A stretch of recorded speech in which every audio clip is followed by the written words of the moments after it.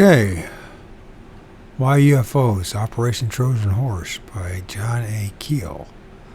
There is no plot to cover up the truth, but a sensible decision made by men whose minds have been boggled by just a glimpse of the overwhelming reality they encountered and their search for evidence to prove or disprove the existence of UFOs.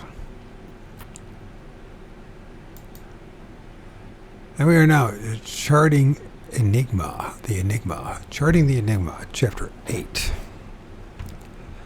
And this is all part of this giant clown world, giant deception, in which everything's a deception. And until you come to terms with that, you'll never have any peace. The fact that you're trapped in a fucking giant illusion, a lie, a deception. Sucks, but it is what it is. At approximately 8:15 p.m. on the night of Monday, April 25th, 1966, a brilliantly illuminated object flashed across the Canadian border and sailed majestically southward over the northeastern United States. It was seen by millions of people along the Atlantic seaboard. Astronomers and amateur photographers took excellent colored pictures of it, some of which were later published in Life, Newsweek, and newspapers all across the country. It was so bright that it lit up the countryside like daylight as it arced gracefully overhead. It was quickly explained as a meteor. The explanation made sense to those who saw it, and so the whole incident was forgotten. However, I spent many a month collecting reports of this object and assembling the whole story. Thousands of the actual unidentified flying objects are erroneously explained away as meteors every year. Usually no one bothers to collect these meteor reports, lay them out on a map, and study them properly. Astronomers seem least interested of all. Meteors and comets are vitally important to our study of unexplained aerial phenomena. They reveal patterns which indicate that they follow precise routes year after year and even operate on a predictable timetable. This certainly suggests an intelligent plan of some sort. This plan is part of a larger one. I must stress once again that we cannot understand the broad spectrum of UFO events until we have studied each of the smaller parts. The newspapers had quite a bit of fun with the 1966 meteor. It came right on the heels of the enormous nationwide UFO flap of March and April. Two men in Hector, New York, said that after the object passed over, they found rocks in their fields, which were warm and felt funny when they touched them.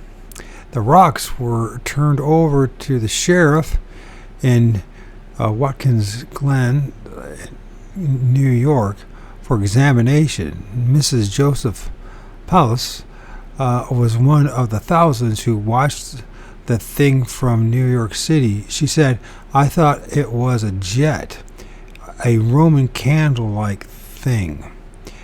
A woman from Baltimore, Maryland described it as orange and blue and red, and it left sparks. Oh, it was lovely. A man in Ashbury Park, New Jersey, called the press office and declared, "I could see a head peering out of the porthole. Porthole. I can put my sweatshirt on. I can't keep myself warm. I can't. Ugh. It's that time of year, isn't it? I'm either too hot or too cold. It's never convenient. It's another part of this shit show, this clown world matrix that we live in. I mean, the temperature, everything. The meat suit that we live in with 5,000 genetic flaws in it. It seems like we're imprisoned completely. And it's interesting, these arms, they remind me of our eyeballs. How much of this is just a big giant show? A show of deception to keep us busy, to keep us arguing, debating, to join groups. Be part of the group. In Pikesville, Maryland, a state trooper told reporters that there had been reports of plane crashes in 16 counties. In the old days, he chuckled, everyone would have said, "Oh, what a beautiful meteor." But now everyone is hoping that little men from Mars are landing. On a highway near Towanda, Pennsylvania, Robert W. Martz and a friend saw an object shoot overhead. Simultaneously, their automobile engine stalled and the headlights went out. Both men complained of feeling a wave of heat as they watched a very awesome, huge flaming body which lit up a large area, visible for a few seconds. Then the second view was of a dark object. The huge flames went out like turning off an electric bulb for a few seconds. There was a dim light and 4 portholes, and then all darkness. It looked like it was 250 feet in front of us and 250 feet up. It could go at terrific speeds. Something dropped out of the sky that night onto the grounds of the Salvation Army camp near Upland, Pennsylvania. A group of boys watched a strange blue light descend into the woods, and John Wesley Bloom was the first to reach it. It smelled like burning rubber, and it was about 2 feet long and 2 feet high and 2 feet wide. When they first saw it, the boys reported, young Bloom claimed that something got into his eyes and blinded him. His friends had to help him home. His mom later told reporters that his face was red and his eyes were swollen, and she placed a cold compress on his eyes. The next day there was a crimson blotch on his cheek. The upland object burned itself out. The next day, searchers found a small coal-like lump at the spot. Dozens of other youngsters substantiated the story according to a lengthy report published in the Delaware County Times on April 27, 1966. But Dr. I.M. Levitt, director of the Franklin Institute FIZ Planetarium, I guess that's how you pronounce it, FIZ Planetarium, declared, "I just don't believe it. Meteorites don't continue to burn when they reach the Earth." And Dr. Thomas C. Nicholson, chairman of the Hayden Planetarium, said that the object was probably 10,000 times brighter than the brightest star seen at night. He estimated it must have weighed several hundred pounds. However, Dr. Fred L. Whipple, the director of the Smithsonian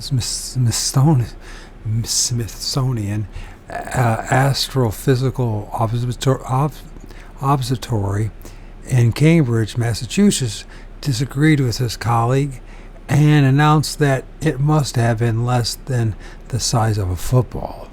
Although many of the witnesses claimed it moved slowly across the sky, slow enough so that photographers were able to snap pictures of it, one scientist estimated that it was traveling at 35 miles a second.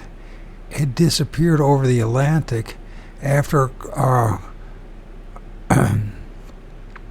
coursing across the Carolinas, thousands of miles away in the far-off Soviet state of Tashkent, a Soviet scientist named Galina Larensko was awakened at 5:23 a.m.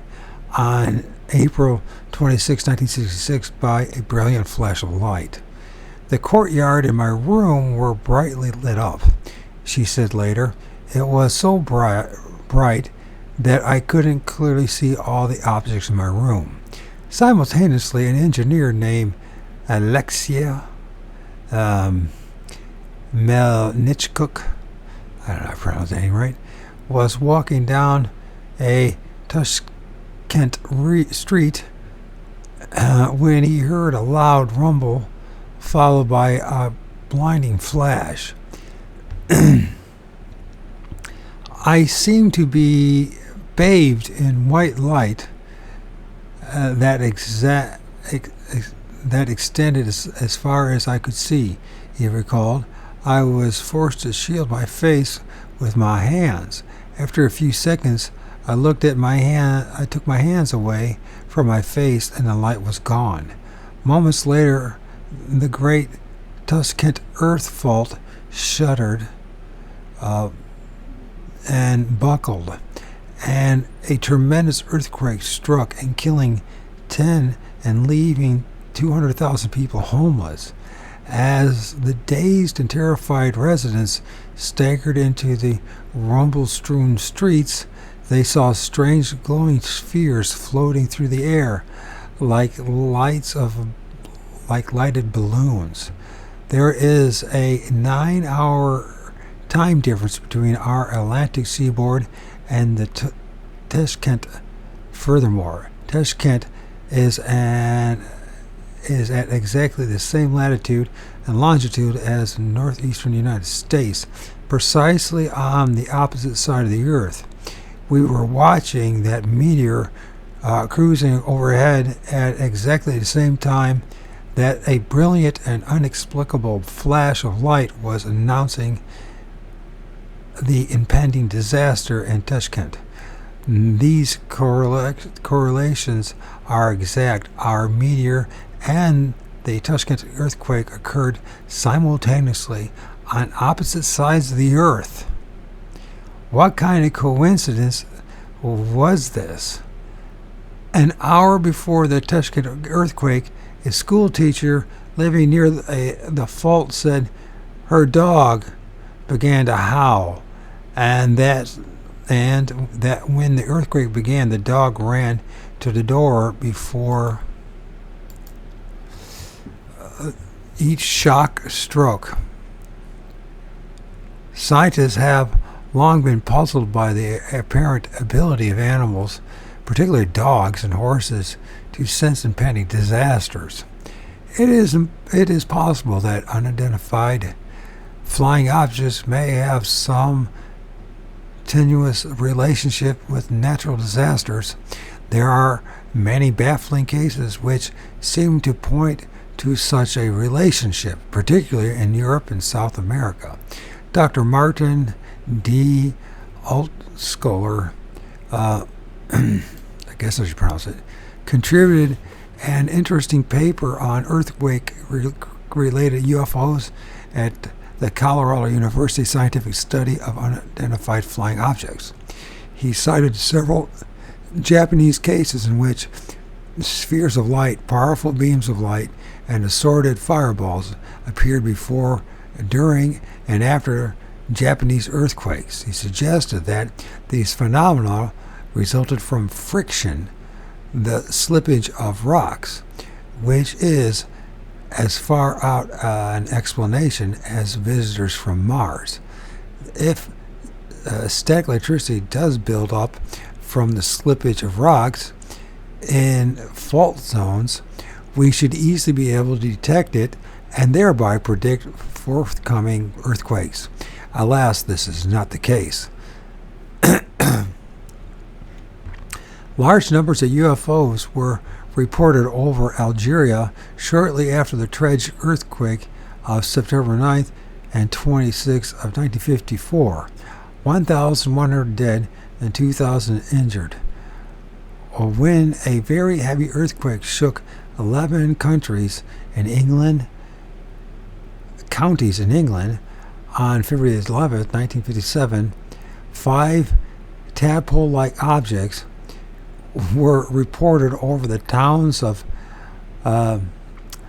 Leicestershire and Nottinghamshire. By the way, I lived in Nottinghamshire.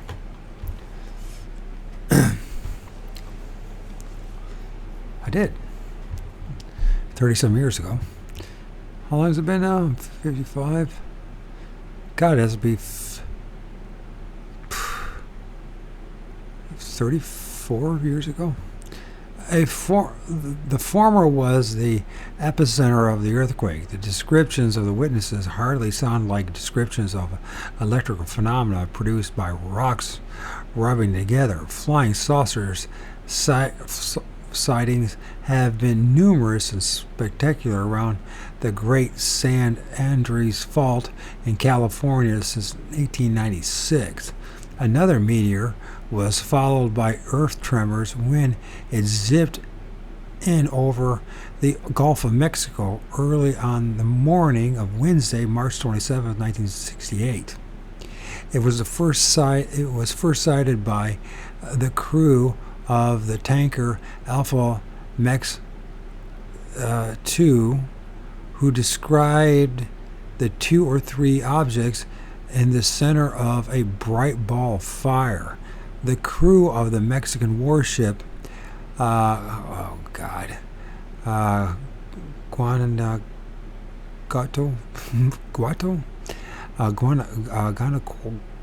something like that. I'm not saying it right. Guanajuato. I say Guanajuato. Fuck if I know. Also reported seeing a flying object, and the men of both ships said that the waters of the Gulf were churned into fountains of spray after the object passed. This could mean that whatever it was exerting a direct gravitational pull. At 2:10 a.m. that morning, residents in Veracruz, Mexico, about 25 miles from the ship's position, were awakened by a deafening rumbling noise. Before I had a chance to realize what had happened, Sonora Angelata de Villalobos Arenas 40 told the investigators it was as bright as day, and the terrible noise kept on. I felt cold and then cold. I felt cool and then cold, and the light got brighter. It's interesting. That was nice, like my ex-wife, not my son's mother, but my ex-wife. Her name was Maria de Silva Gadino Walsh Adams. So they have a lot of names. They like to put a lot of names together, don't they? Within minutes, the streets of Veracruz were filled with historical people. They thought the end of the world had arrived as the sky filled with unearthly light and the ground trembled, and a strange meteor loomed over the scene, seemed to dip towards the ground and then rose again and shot off. Mr. Ernesto Dominguez, head of the Mexican Department of Meteorology in Veracruz, conducted a careful investigation, collected all the reports. This probably was not a meteorite, he stated in his official summary. We can't say for sure just what it was. We do know that it did not fall to Earth or collide with the Earth. Its trajectory was curved. Imagine a jet or a spaceship suddenly going out of control and plummeting down directly towards the Earth. Then, as if control was regained suddenly, the objects suddenly veered away from the Earth. Only moments before collision point, it went out over the Gulf of Mexico, but I think it did not fall into the sea. It could have gone upward. A meteorite would hardly do such a thing. These peculiar meteors and the green fireballs have been turning up in increasing numbers for the past 15 years. They usually look like the astronomers' concept of meteors and comets, with a long tail dangling behind, but their maneuvers and the many physical effects accompanying their passage rule out a simple and natural explanation. They are far more numerous than the lingering flying saucer type reports of metallic circular objects. In fact, the reports of mysterious lights and unlikely meteors from the major body of our neglect soft sightings. Furthermore, they pop up year after year in the same isolated, thinly populated area. Natural meteors could hardly be so selective. The meteors don't change directions or angles of descent. The object seen and the photographed over the northeast in April 1966 had a long corkscrew-like tail. This is a commonly reported feature. There are innumerable historical references to this same identical phenomenon. A member of the North Jersey Highland Historical Society recently came across an interesting meteor report published in the Journal of Thomas Hughes, the Daily Diary,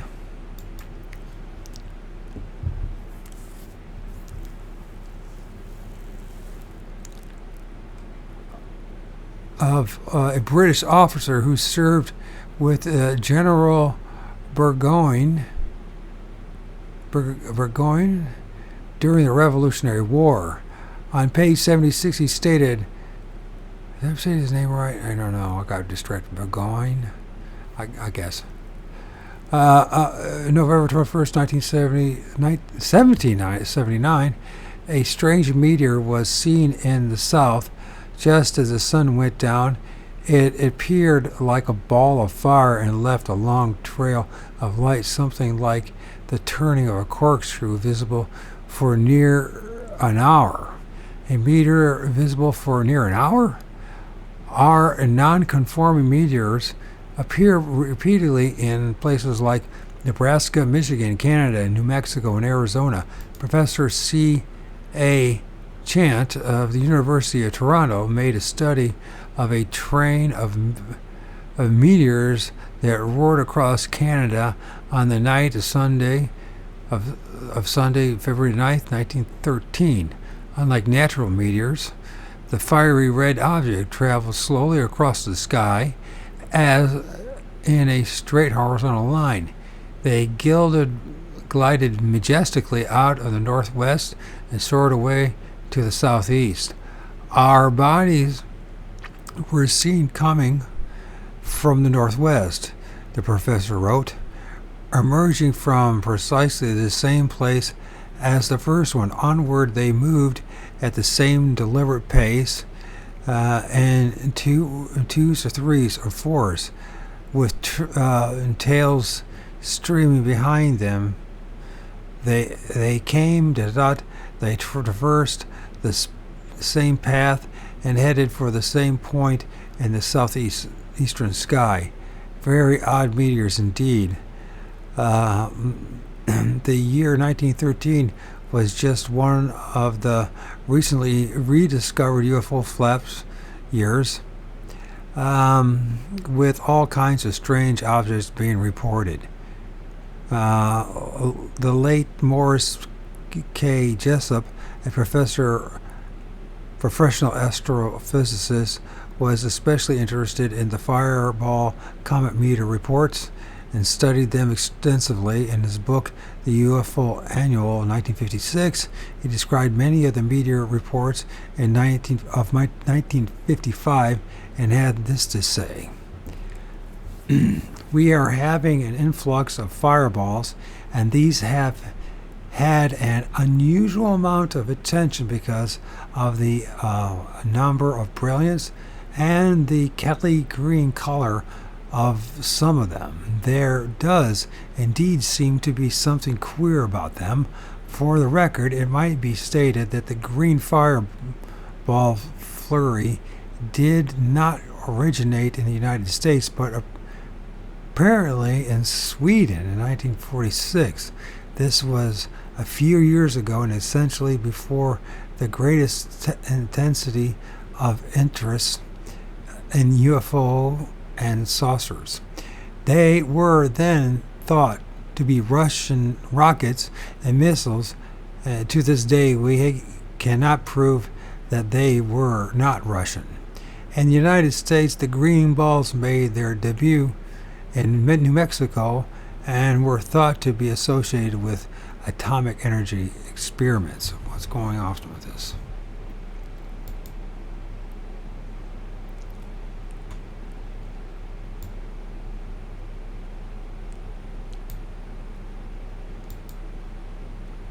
Looks like I missed a page there.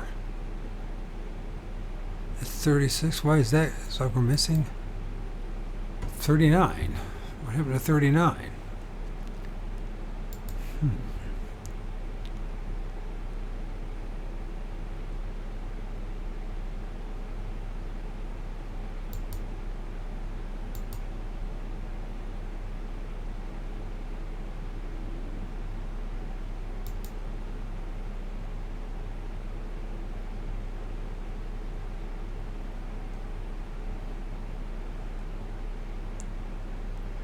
There's 39.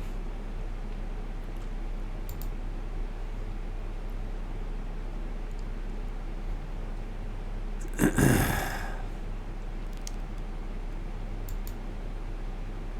this right.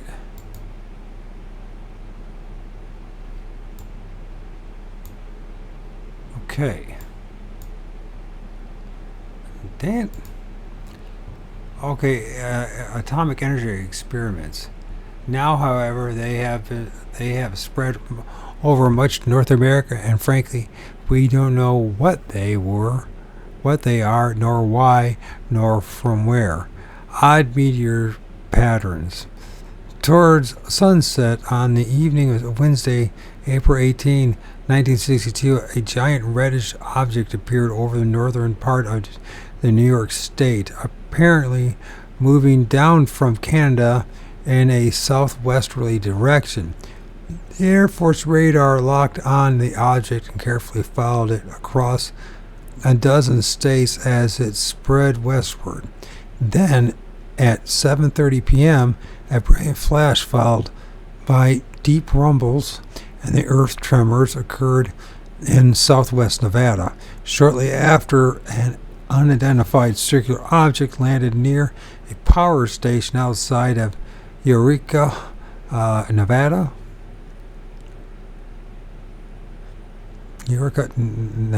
And the lights went out for 30 minutes.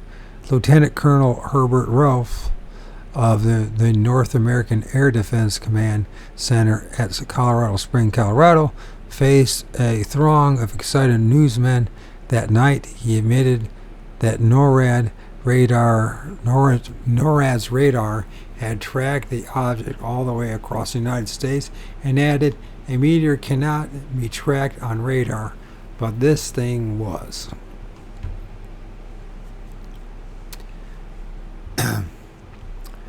What are these things? What don't we know more about them? Why don't we know more about them? So what are these things and why don't we know more about them? The real problem lies in the scientific attitude. Because the objects don't resemble meteors in appearance, astronomers have automatically dismissed them as such and apparently have never made a concrete effort to study these piles of reports filled with embarrassing contradictions. If the thing passes over at high altitude, glows and hauls a tail, then it must be a meteor according to their reasoning. Biologist Ivan T. Sanders went through the trouble of collecting and analyzing the many reports of another meteor in 1965. Later on that afternoon, in December 9, Thursday of that year, sirens screamed and lines of police cars and jeeps and army trucks converged on a thickly forested area about 30 miles south of Pittsburgh, Pennsylvania. Cordons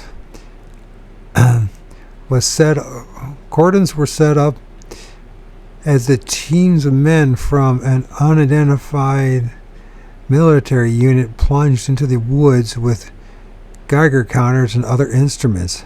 "We don't know what we have here," an army spokesman told the gathering cluster of reporters and curiosity seekers, "but it looks like as if there's an unidentified flying object in the woods." That was the first and last and only official statement issued on the luminous bulb, which had sailed silently over several states, executed a deft 25-degree turn over Ohio, and then plummeted and crashed into the forest outside of Pittsburgh. It first appeared over Michigan and was apparently high enough to be seen in Indiana. Then it scooted across Lake Erie, passing over the tip of Ontario, Canada, and seemed to alter its course in the Ohio sector, shifting towards Pittsburgh.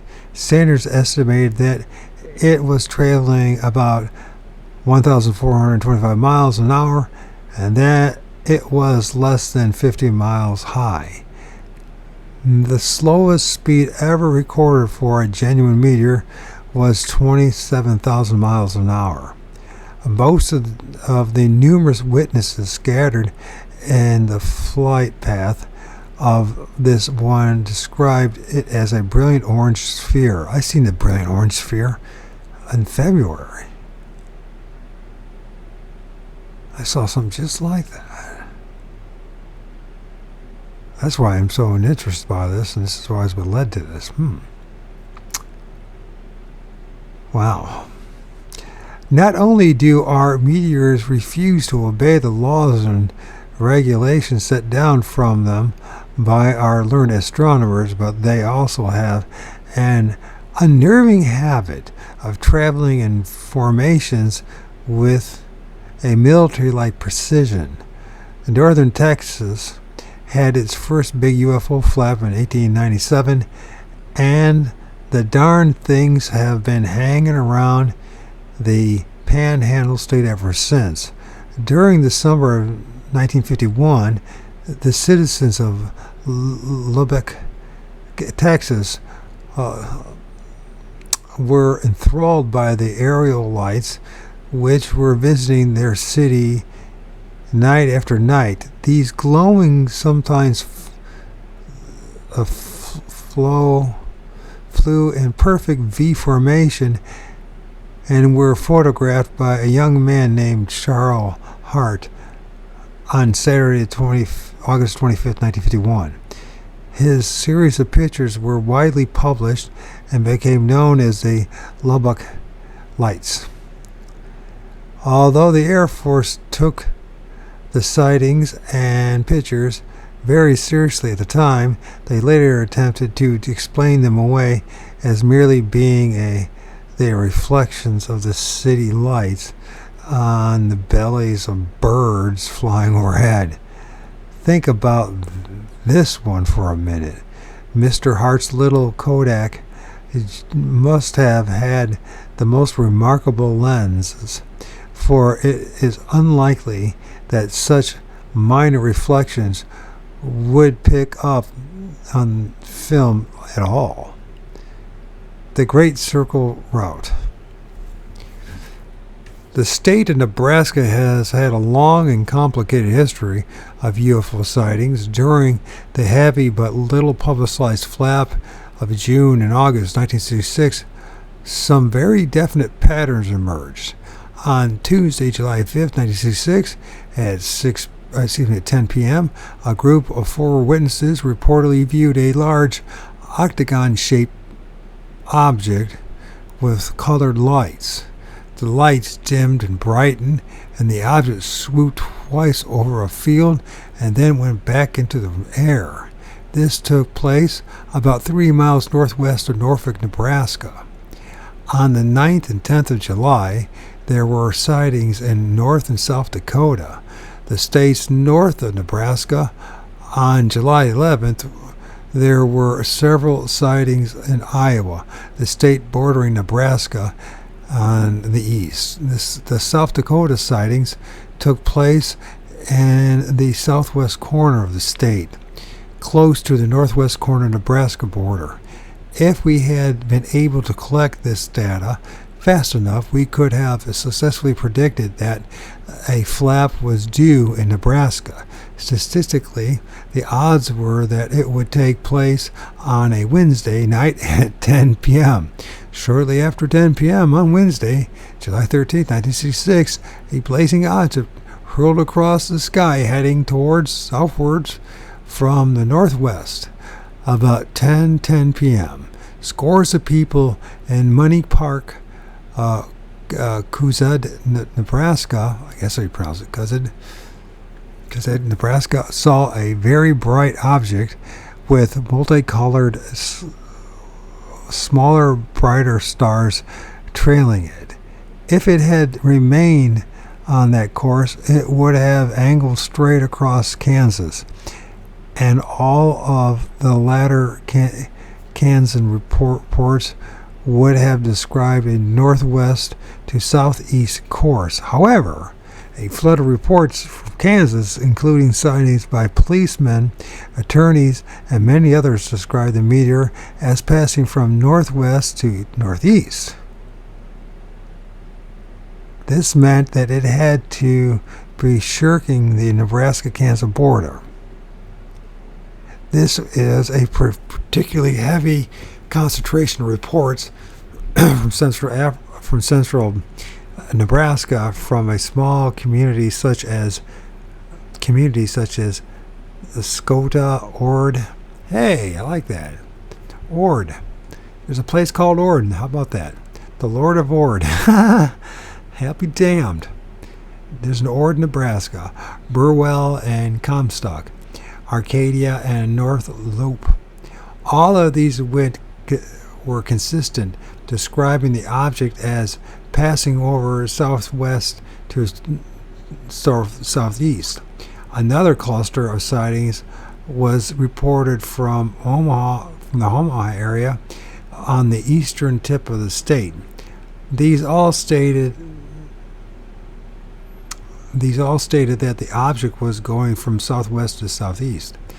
A larger picture can be drawn from this. The meteor came from the northwest, perhaps from Wyoming or South Dakota, then executed a turn somewhere south of Cozad, and bringing it over Kearney, Nebraska, and moved along the Nebraska-Kansas border towards Missouri, Iowa. Then it turned again and headed northward towards Illinois.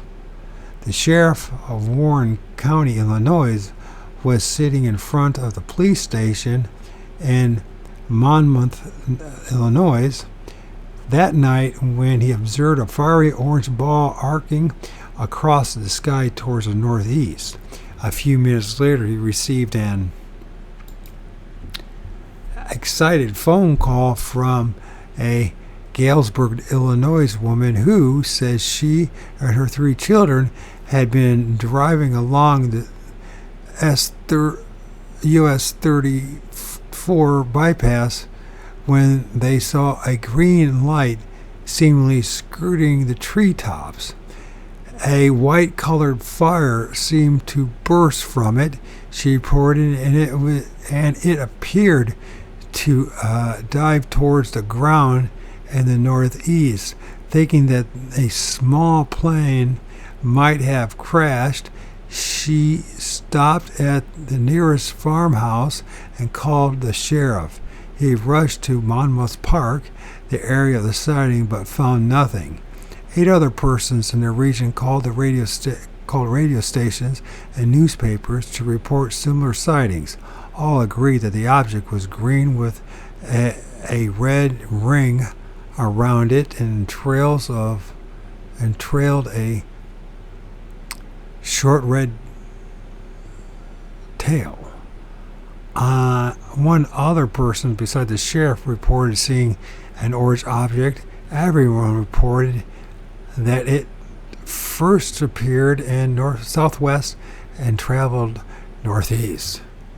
What lies to the northeast of Illinois? Michigan, of course.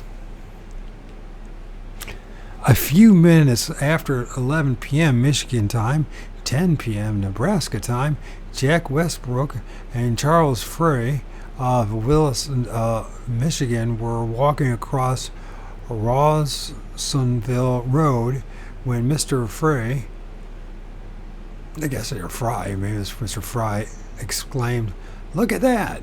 Both men saw what appeared to be a silver disc with one red and one white light on it. They estimated that it was no more than 1,000 feet high. The object moved forward swiftly and stopped and seemed to reverse itself and circle around. It moved up and down and finally shot out of sight. They said that they watched it for about 7 minutes and heard no sound. This is not a swampy area. The Ypsilanti, Michigan press noted when it recounted the sighting on July 15, and the only possibility of reflection would be from the microwave relay towers, which has 3 red lights, but the object went over the top of it when it left. Ypsilanti is not too far from me; it's about an hour away from me. Where all the Nebraska, Illinois, and Michigan sightings of completely different objects, independent of one another, this remains a possibility, of course. But once more, we are confronted with surprising and unlikely coincidences involving correlations of time and geographical movement. It is highly possible that a UFO or a group of UFOs passed from Wyoming across Nebraska and then turned northward into Illinois and Michigan. Charles Tugas of the Meteorite Recovery Project at Lincoln, Nebraska, was a man the press turned to for answers. He said that special cameras had recorded the event, and he estimated that the meteor had appeared somewhere near McCook in Nebraska and had plummeted to Earth somewhere outside of Phillipsburg, Kansas, a few miles to the southeast. A search for it was launched at Phillipsburg, but the object was never found. If the meteor had enjoyed such a very brief lifespan and had traveled such a very short distance in the western part of the state, it is very unlikely that it would have been so clearly seen in the Omaha sector hundreds of miles eastward, and that all of the witnesses would have described it as moving to the southeast. It certainly would not have turned up in Illinois, still further to the northeast. The meteor explanation simply does not work in this case. There are too many ifs and too many unnatural coincidences.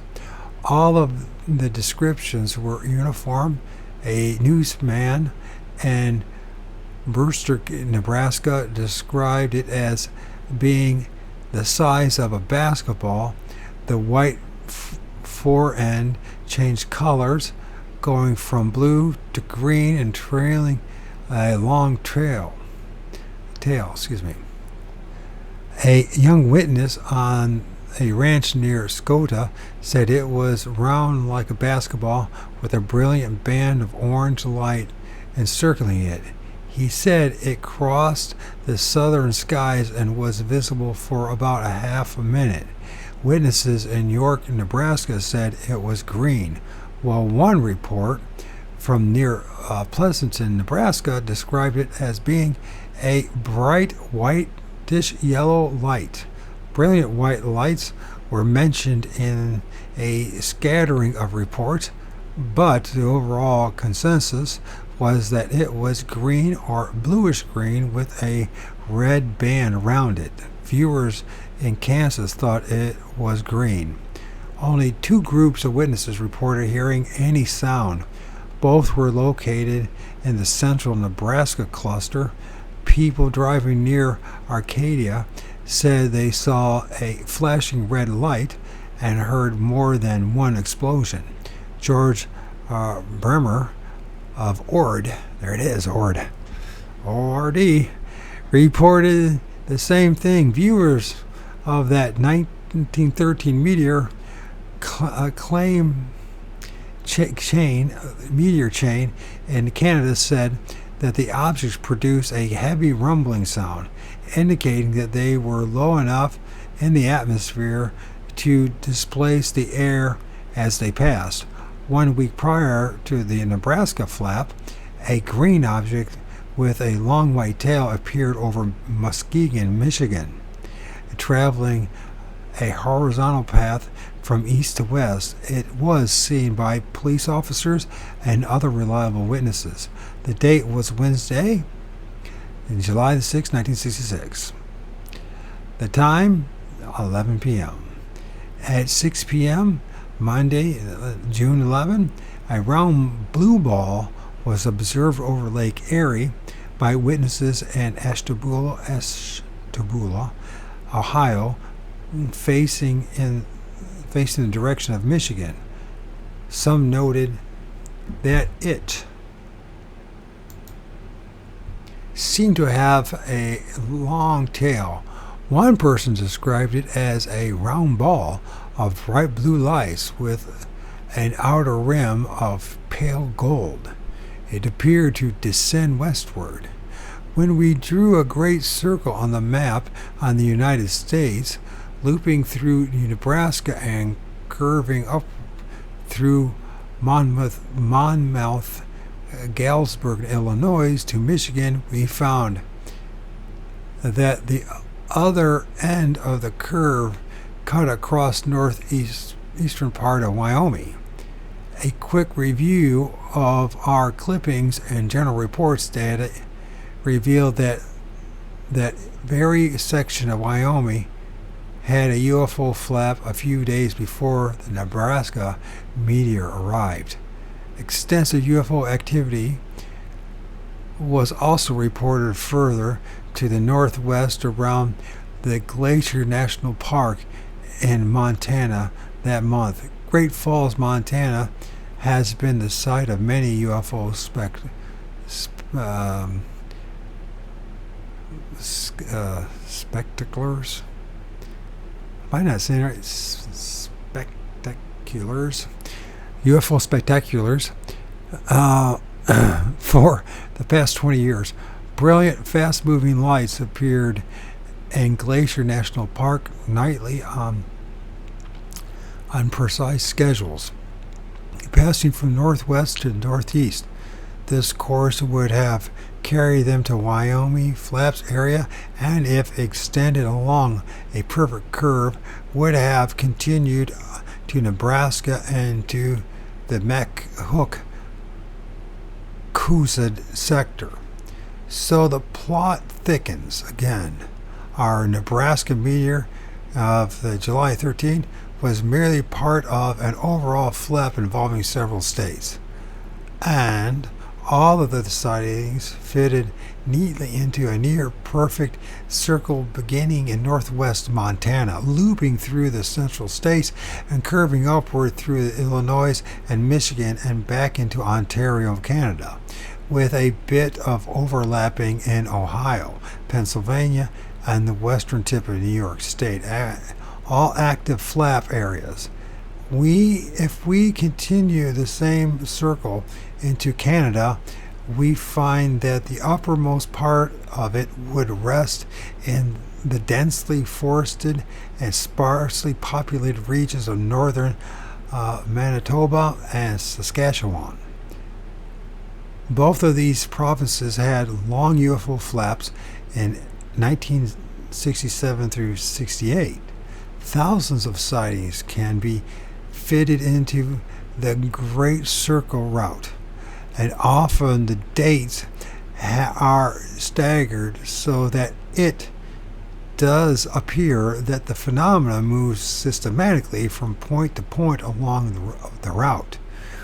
We were therefore not surprised to receive clippings from Canada concentrated along the same circle. For example, on Wednesday, August 7th, 1968, Harold Howery, a businessman from Hanna, British Columbia, was driving west from the village of Revelstoke late at night when a circular object suddenly descended about 60 feet in front of his car, swaying from side to side like a pendulum.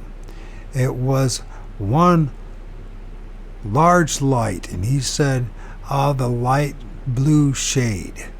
There was no noise, and his car didn't stall. The object hovered for a few moments and then flew off southward from Revelstoke. Revelstoke would have taken it into the area of Glacier National Park in Montana. Circles and straight lines. The brilliant French researcher Amade Michael, I guess it's Amade, that's probably Amade Michael, had a careful study of the French sightings of the 1950s and discovered that the objects often pursued a straight course across France. Sighting reports could be aligned along these routes, and in some cases the speeds of the objects could be calculated. Other data could be extracted. This finding sent ufologists all over the world scurrying to their maps, and many attempts were made to try to figure out a worldwide route, but eventually it was learned that the straight line theory was limited and unworkable on a worldwide scale. France is a small country compared to the United States, and so the distance traveled are shorter, and I made many efforts to work out similar straight line routes and discover that UFO sightings within a given area during a specific period of time were confined to sectors with a radius of about 200 miles. The objects sometimes do follow a straight course within these sectors, but they vanish or no reports are received outside of the 200-mile boundary. At first I termed these sectors base areas, but this was misunderstood by many UFO enthusiasts, and soon after my first article on UFO base areas appeared, teenagers everywhere were out scouring the countryside looking for underground UFO hangars. So I adopted the term windows as a good substitute. Every state in the United States has from 2 to 10 windows. These are areas where UFOs appear repeatedly year after year. The objects will appear in these places and pursue courses throughout the 200-mile limitations. These window areas seem to form larger circles of activities. The Great Circle from Canada, not to be confused with the traditional geographical Great Circle, is in the northwest through the central states and back into northeast Canada, is a major window. Hundreds of smaller windows lie inside that circle. Another major window is centered in the Gulf of Mexico and encompasses much of Mexico, Texas, and the Southwest. Many windows center directly over areas of magnetic deviation such as Kearney, Nebraska, Wanacue, New Jersey, Ravenna, Ohio. Ohio. And in the 1950s, teams from the National Geographic Survey Office quietly flew specially equipped planes over most of the United States and mapped all the magnetic faults in the country. You can obtain a magnetic map of your locale for about 50 cents. Of course, it's 50 years ago. By writing to the Office of the Geological Survey, Washington, D.C., 2242. 20,242. If you have been collecting UFO reports in your home state, you will probably find that many of those reports are concentrated in areas where magnetic faults and deviations exist. UFOs seem to congregate above the highest available hills in these window areas. They become visible in these centers and then radiate outward, traveling sometimes 100 to 200 miles before disappearing again.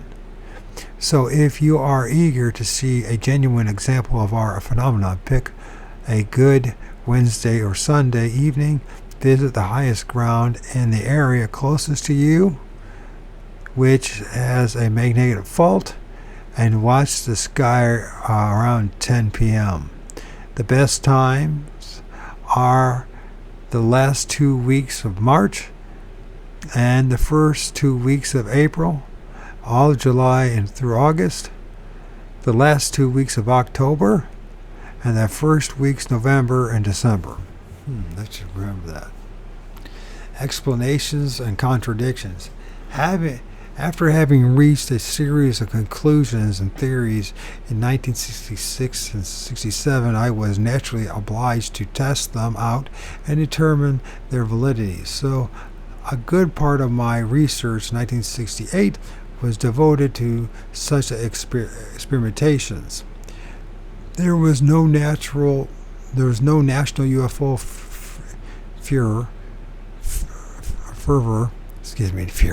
fervor in 1968. In fact, public interest in the subject declined sharply. The decline in UFO publicity in 1968 did not mark a decline in sighting reports, however. On the night of March 3rd and 4th, 1968, thousands of people in more than 20 states watched weird lights in the sky from 8 p.m. to 4 a.m. One group of men working on the Ohio River near Ravenswood, West Virginia, reported to me that they were watching a series of large luminous globes circle and go through the familiar falling leaf motions for 2 hours. Then morning between 2 and 4 a.m., people driving north to on the New Jersey Turnpike from Washington to New York told me that they observed a formation of unusual aerial lights continuously for more than an hour. Innumerable other sightings on that date trickled in from all over the country for months afterwards. The Colorado University report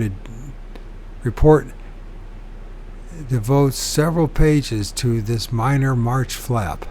Project Blue Book received a total of 78 reports for that night and explained them as being the disintegration of Soviet satellite Zod 4, Roman numeral 4,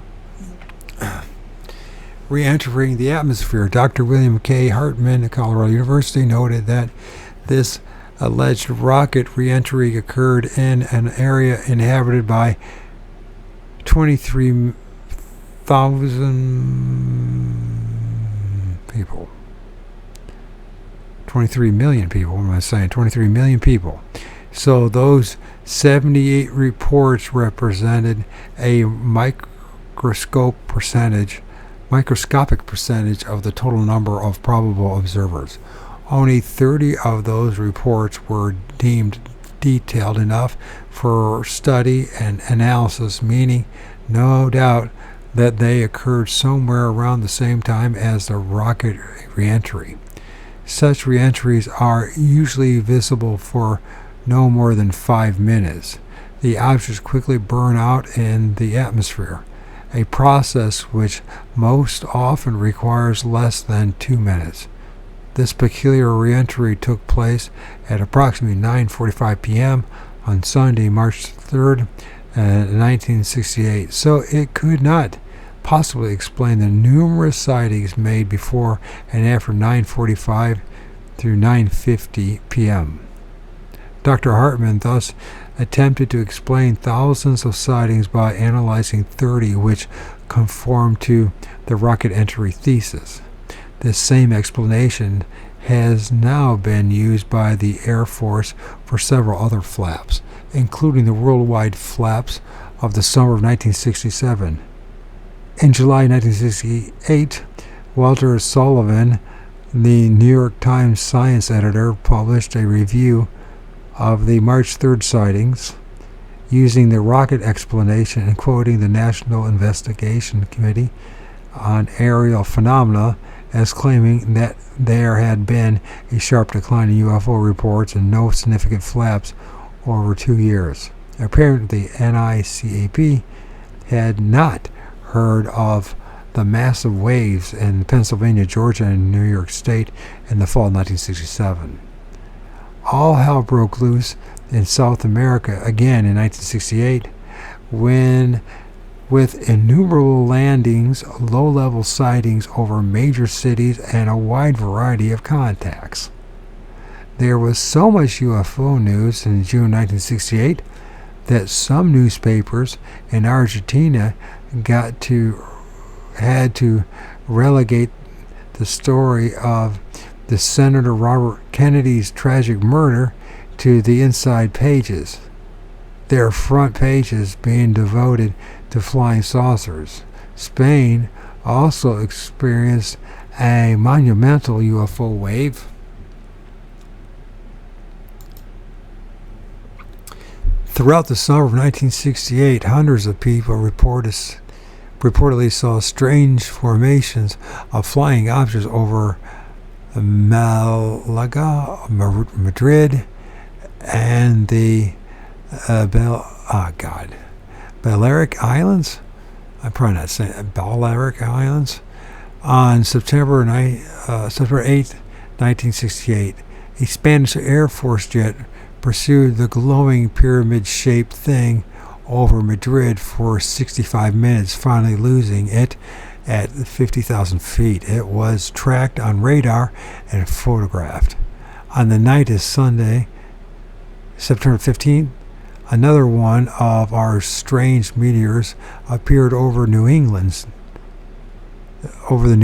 states, following the usual northwest to southeast course down from Canada. That week, an enormous new flap erupted in the busy Ohio-West Virginia sector. Mrs. Mary Heyer, the Associated Press stringer in Point Pleasant, was inundated with hundreds of phone calls and sighting reports. She wrote only one newspaper article on the flap. In a telephone conversation that fall, she told me, "I've discovered that the less I write about these things now, the more people tell me what they've seen.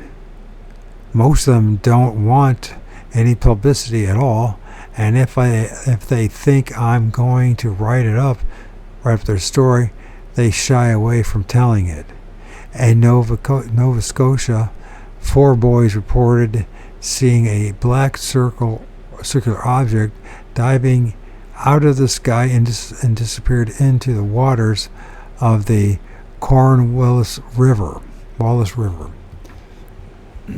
Dike, on the afternoon of September 15th, a professor from the National Research Council's meteorite community interviewed them, and the story appeared in the Halifax, Nova Scotia Chronicle Herald on September 18th. The boys said the object first hovered in the air, oscillating like a spinning top, before it dipped down into the water. They estimated it was about 15 feet across and 6 feet high. It made no noise, and the water didn't even splash when it submerged. Elsewhere in Canada, a wave of low-level sightings, landings, and creature appearances took place in the villages around Montreal, Quebec that week. Canadian researcher Jean Duplantier, I'm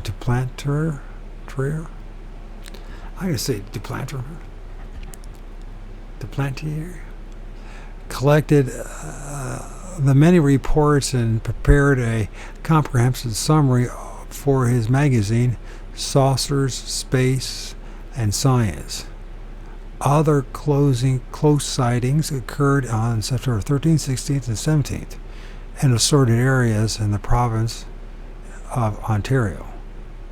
On Wednesday, November 20th, 1968, another train of strange lights traversed the British Isles, going from northwest to southwest. These were formations of multicolored objects with short tails in their wakes. They appeared at approximately 7 p.m. and were seen that night in northwestern Europe as well. One of the many witnesses, Commander V.J. Chown, Commander V.J. Chown of Woodford, Essex, said the lights appeared to be assembled as if around an invisible tube, rather like the old Graf Zeppelin in shape. He was impressed by the way the object remained in rigid formation, just like warships. The Royal Observatory at the Hurst Muncu watched lights and identified them as the Russian rocket Cosmos 253 re-entering the atmosphere. Dr. Bernard Finch checked with the Russian embassy in London, and they flatly denied this. The January flap. Early in the fall of 1968,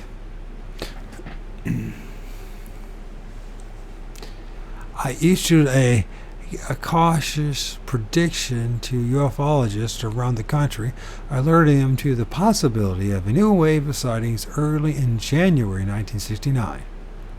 I had run a thorough study of the flaps of January 1966-67 and had found that January was a neglected flap month. Most researchers concentrated on the months of March through April and July through August. Few were aware of the many other cycles and time patterns involved in the phenomenon. The January cycle can be traced as far back as 1934, when there was a major wave in Scandinavia. I can't say. The neglected November-December cycle began in 1896 and was repeated in 1909. Type 1 sightings, January 1967 by states. Saturday, January 1st, no data. Monday, January 2nd, Tennessee. January the 3rd, California. Wednesday, let me try this again. Sunday, January 1st, no data. Monday, January 2nd, Tennessee. Tuesday, January 3rd, California. Wednesday, January 4th, no data.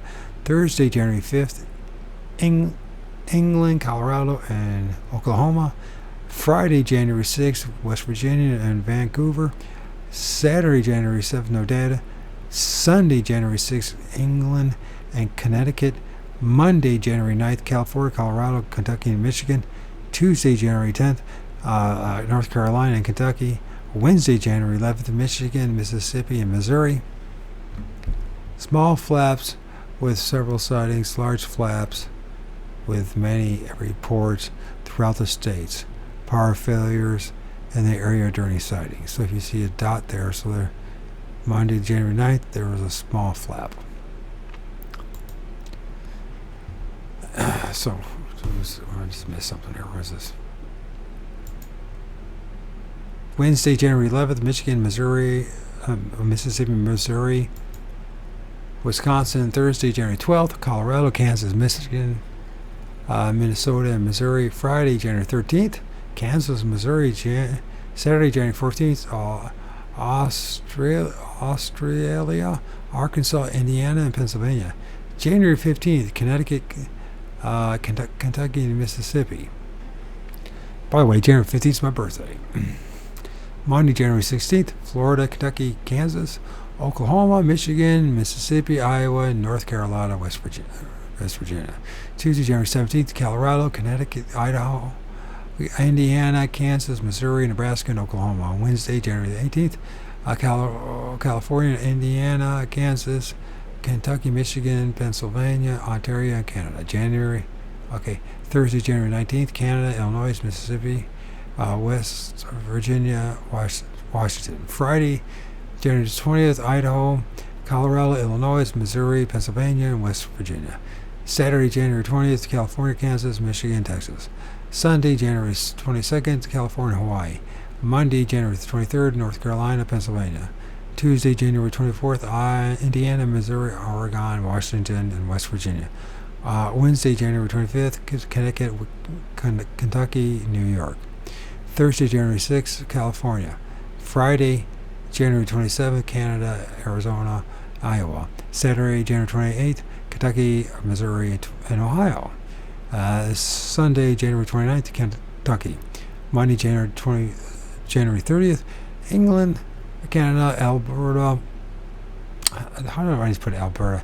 England, Canada, Alabama, Connecticut, Missouri, New Jersey, Oklahoma, Pennsylvania. Tuesday, January 31st, New Hampshire. So it looks like there's one in Idaho, a major one in Michigan that month, a major one in Mississippi, Michigan again. We got Kentucky, Michigan, Mississippi. These flaps, major flaps, Idaho, North Carolina, Connecticut. Sightings occurred simultaneously in several different widely separated states on the same dates, and no known natural phenomena, meteors or the like, could be applied as possible explanations. A rocket test in Florida at 4:30 a.m. on the morning of January 16th accounted for a very small percentage of reports of sightings made at that time. My prediction for 1969 was quite specific, for I expected the flap to begin in the Midwest along the perimeter of the Great Circle and radiate outward into the traditional flap areas of Ohio, Canada, etc. I also calculated that the flap would precede or followed by one or more meteors in the window area. On Tuesday, January 2nd, 1969, hovering globes of light were seen in 3 Missouri cities: Joplin, Webb City, and Cartersville. These were the usual non-stars performing circular and falling leaf maneuvers. 3 days later, on January the 5th, a wave of sightings of multicolored luminous objects occurred around Jacksonville, Florida, beginning at 9 p.m. They were seen by hundreds of people in several small towns. All of them found themselves sitting in the dark when a series of power failures struck at 9:30 p.m. At 8:30 p.m. on Tuesday, January 9th, a single bright light was observed following the Mississippi River along the border between Missouri and Iowa. The object reportedly passed an automobile from an estimated latitude of 400 feet. It sped ahead and stopped and hovered and changed to an amber color before darting off. The deputy sheriff in Greene County, Missouri, reported seeing a bright star-like object at 9:30 p.m. on Sunday, January 12th. Other witnesses said the object hovered, moved in circles, and then hovered again. The beginning of the January 1967 wave also occurred in the regions along the Mississippi, although the majority of sightings of that period were concentrated further south around Cairo, Illinois, where the Mississippi links up with the Ohio River. During the first 2 weeks in January 1969, additional reports started to trickle in from Ohio. Unusual low-flying objects were sighted around Middleton, Ohio, and fireballs were seen by hundreds of people in Cleveland area as they seemed to plunge into Lake Erie. Back in Florida, residents of Jacksonville Beach were puzzled by mystery clouds, which emitted sounds like someone walking on pebbles. Police Chief James Alford heard it, and another captain, Harold Bryan, too followed the cloud. They pursued it to the edge of the Atlantic, where it slowly dissolved into nothingness. Strange non-stars were also bobbing around in the skies of northern New Jersey again. On Wednesday, January 15th, my birthday, a professional man there was awakened by an odd mechanical beeping sound outside his bedroom window. No vehicles, police cars, or UFOs were around, but simultaneously his wife, who was attending a civic meeting some miles away, thought she saw an unusual aerial light in the sky. Random reports slowly built up in Ohio and Illinois. Then on Sunday, January 26, a brilliant flash of light appeared in Wisconsin, following their predicted northwest to southeast course from Canada into Illinois and Iowa. A policeman in Appleton, Wisconsin, said he sighted an orange fireball trailing a plume of blue flames at 10:55 a.m. It seemed to pass directly overhead, he stated. A two-second power failure accompanied the sighting, and witnesses reported balls of fire dripping from high-tension wires. Several minutes later, pilots at Chicago's O'Hare Airport observed a smoking orange fireball. One man said he saw two brilliant flashes in succession, although it took this object several minutes to travel the 200 miles or so from Appleton, Wisconsin to Chicago, Illinois.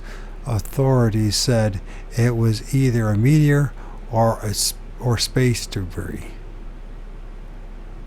take your pick. Man-made satellites travel from west to east to take advantage of the Earth's rotation, not from north to south. It's a giant shit show. Sightings, January 1969. I was born in 1968. By the way, I had a really cool thing happen. Today I saw 4 deer in my backyard, and I went to my car. One deer is about 25 feet from me. All of them were within like 30 yards away from me. It's pretty cool. I went back to get my camera, and I came back, they were gone. I went too damn slow. Should have stayed and just enjoyed it. Anyways, here's a few of the other January 1969 sightings that have been received. I am listing only the geographical location, times, and sightings and sources. All of these newspapers accounts named witnesses. Some of these objects were viewed by whole communities. Friday, January 3rd, Toga, Minnesota, 8 p.m., Toga, Minnesota, Cook News Herald, January 9, 1969. Monday, January 6th, Auburndale, California, Auburndale, Florida, 6:30 a.m. Winter Haven, Florida, News Chief,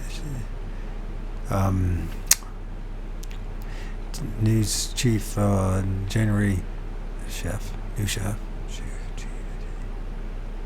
I can't think now. Chef, January 7, 1969.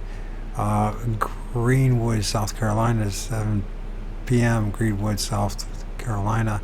Index Journal, January 7, 1969. Barnwell, South Carolina. No time listed. Barnwell, South Carolina. People Sentinel, January 15, 1969, my birthday. Portage La Pierre, Manitoba, Canada, 8 through 10 p.m. Portage, Manitoba, later, January 9, 1969. Tuesday, January 7th, Barnwell, South Carolina, 7 p.m. Repeat of previous night. Barnwell, South Carolina, People Sentinel, January 15, my birthday, 1969.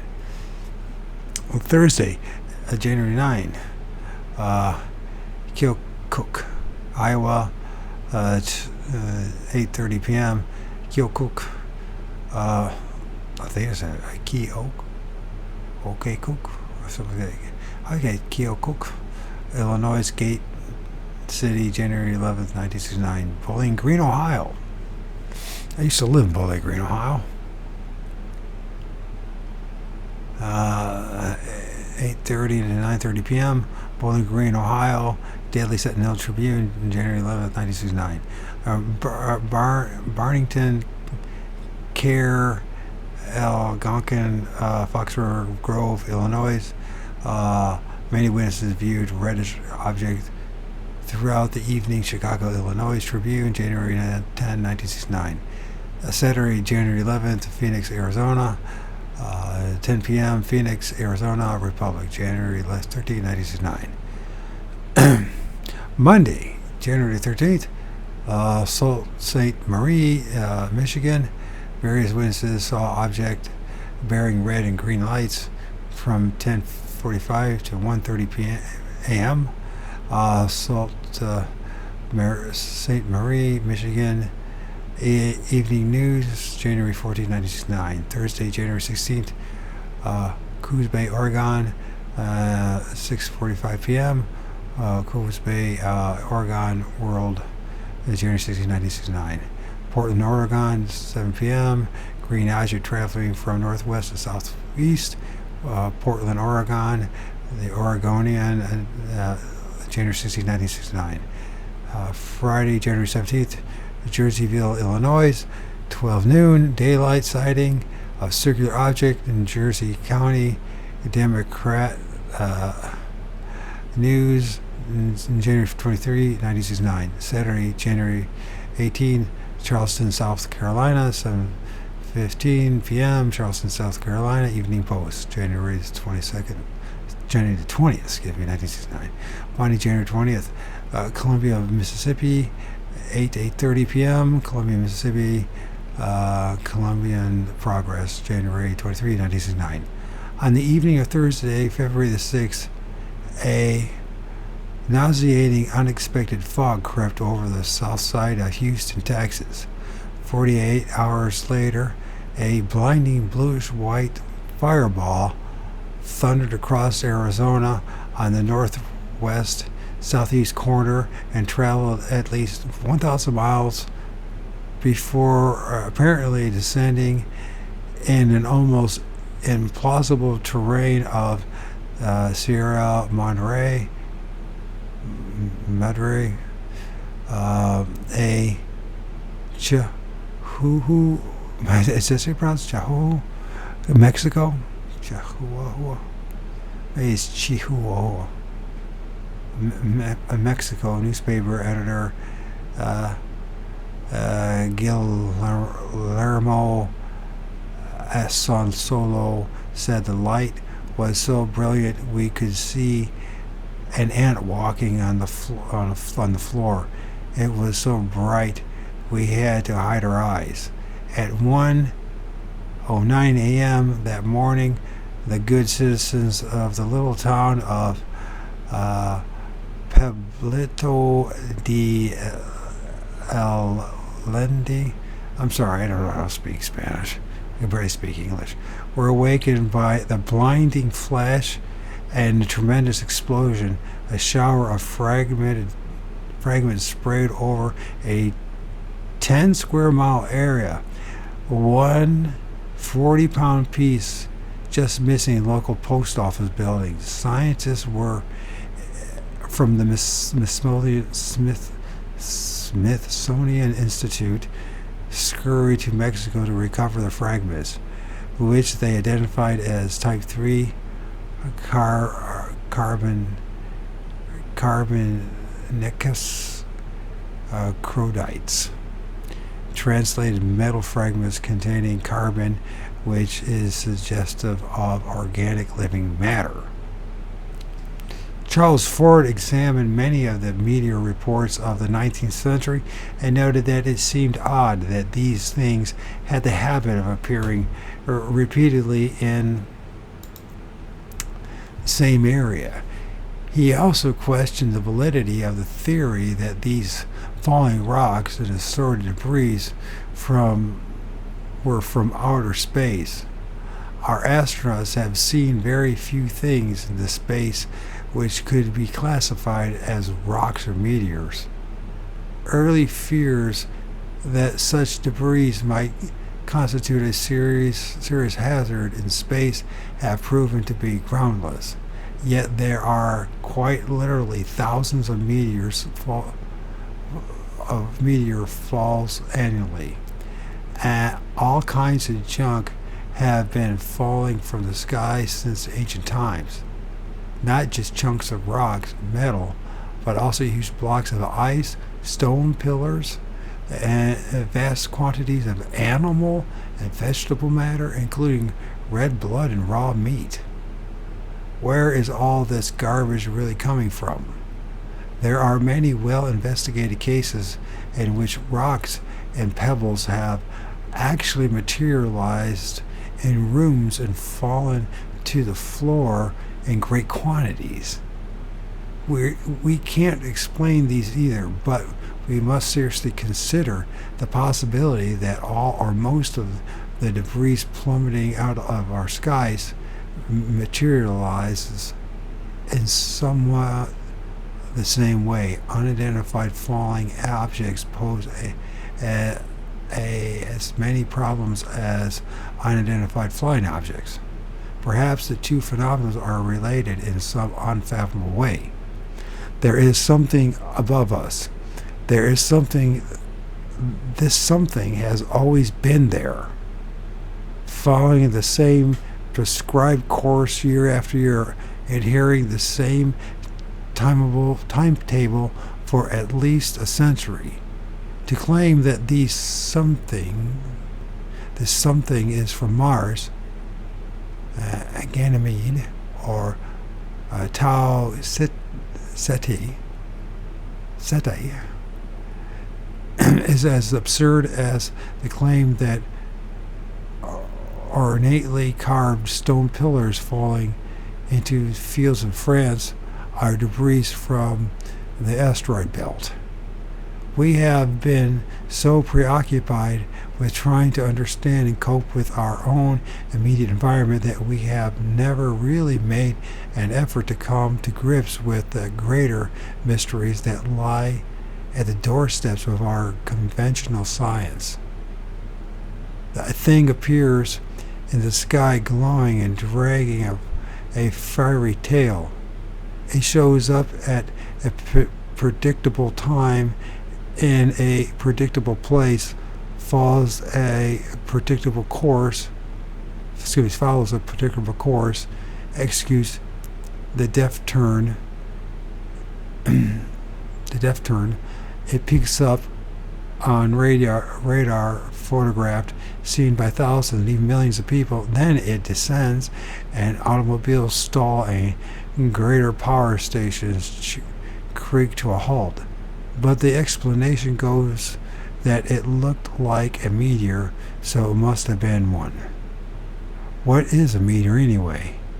For our answers, we have turned to the same group of experts who were quarreling among themselves over the consistency of the moon's surface until a moment our first successful probe landed. End of that chapter. That was chapter 8.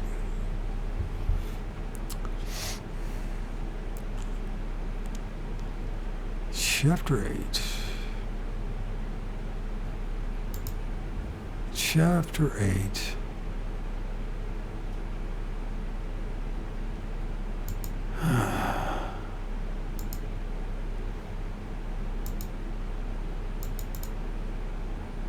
Chapter 8 was charting the Enigma. Why UFOs? Operation Trojan Horse, John A. Keel. I find it to be a fascinating read myself. And it goes along with the soul trap matrix that we're in, the hologram, and what is above us anyways? It's a lot of questions. I know there's a lot of people that claim they know. I know for certain I don't.